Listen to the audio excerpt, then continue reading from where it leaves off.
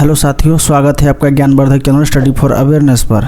दोस्तों, हम लोग इस वीडियो में आज दिनांक 20/7/2025 का जो बिहार कांस्टेबल का एग्ज़ाम हुआ है उसके प्रश्न का क्वेश्चन आंसर देखेंगे, आंसर का एनालिसिस करेंगे और देखेंगे किस टाइप के प्रश्न पूछे गए हैं।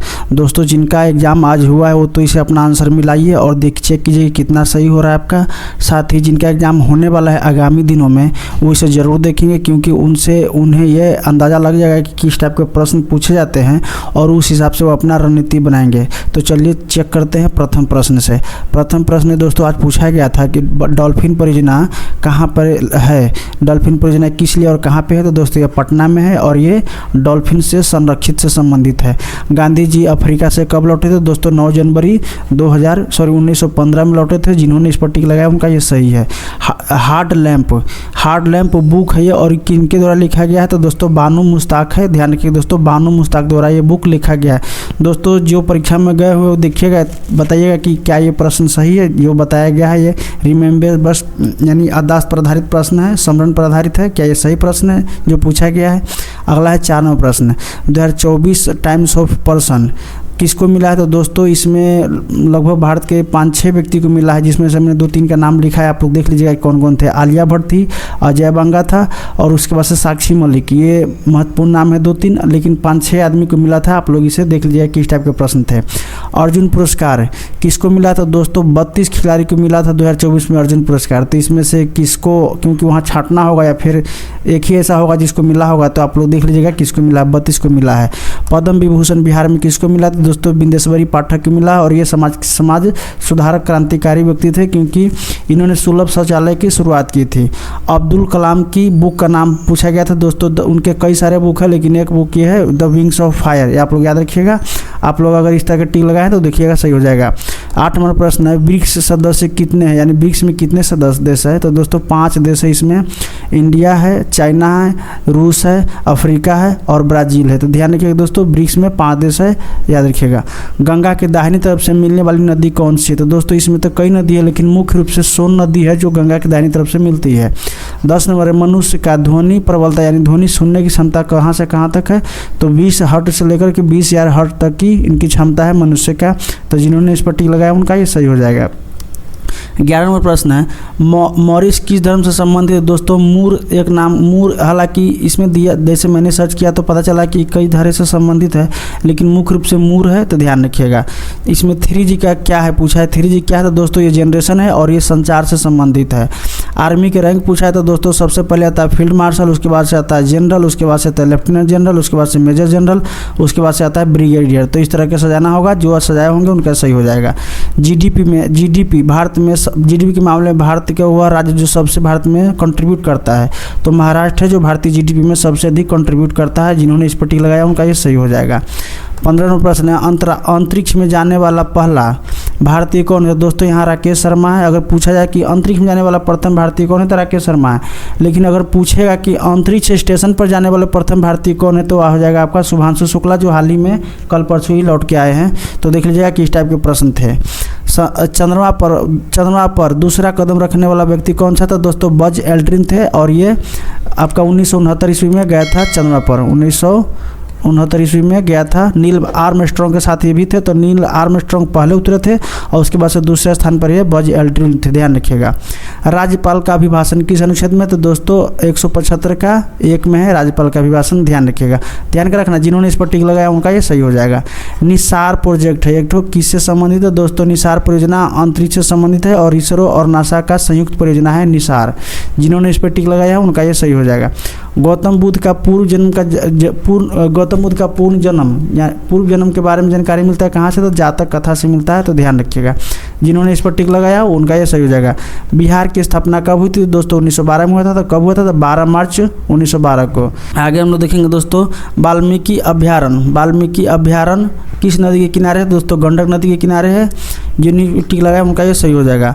बल का एसआई मात्रक क्या है? तो दोस्तों न्यूटन है बल का एसआई मात्रक।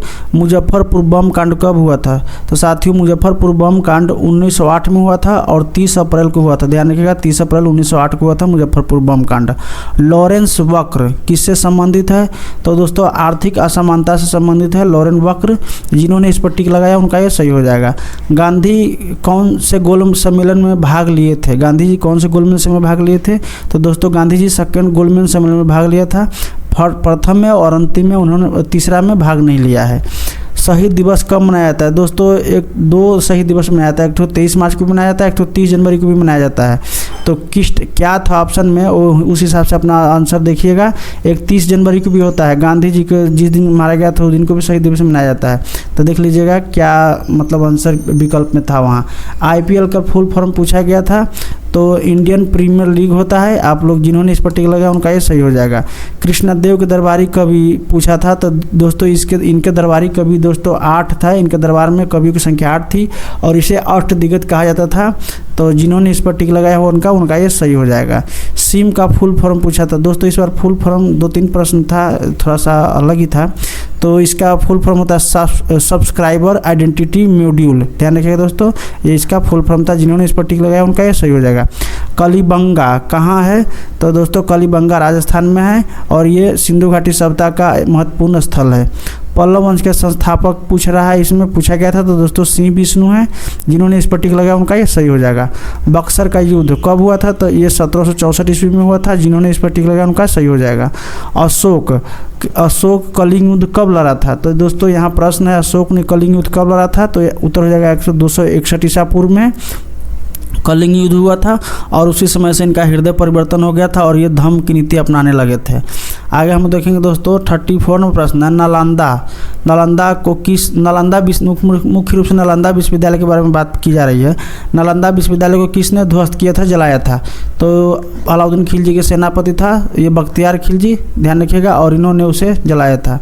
35वां प्रश्न है कामागाटामारू घटना या प्रकरण भी होता है। कामागाटामारू घटना कब हुआ था? तो ये 1914 में हुआ था 23 मई को। और इस घटना में साथियों कनाडा से भारतीयों को इंडिया ला रहा था, तो उसी क्रम में ये घटना हुई थी। पटना गोलघर का निर्माण कब हुआ था? तो दोस्तों इसका एग्जैक्ट डेट तो नहीं है बताया जा सकता क्योंकि निर्माण हो रहा था तो हो ही रहा था। तो 1784 में शुरू हुआ था और 86 में इसका निर्माण संपन्न हुआ था। तो देखिएगा ये पूछा था या फिर ये पूछा था, आप लोग ध्यान दे दीजिएगा। बिहार के पहले CM कौन है? ये भी पूछा गया था और आज के एग्जाम का प्रश्न है। तो दोस्तों ये श्री कृष्ण सिंह है बिहार के CM। साथियों अगर आप लोग इस चैनल पे प्रथम बार आए हैं तो इस चैनल को जरूर सब्सक्राइब कीजिएगा और इस वीडियो को लाइक एंड शेयर कर दीजिएगा। इस चैनल पर स्टडी से संबंधित बहुत सारे मटेरियल पड़ा हुआ है, आप लोग जाकर के देख सकते हैं। यहाँ मुख्य रूप से BPSC बिहार दरोगा BSc से संबंधित मटेरियल है, तो जो भी विद्यार्थी से संबंधित है इसे जाकर के जरूर पढ़े देखें और इस चैनल को सब्सक्राइब करें। 38वां प्रश्न है 2014 का कबड्डी विश्व कप कौन जीता? दोस्तों भारत ने जीता है और ये महिला और पुरुष दोनों भारत ने ही जीता है, ध्यान रखिएगा।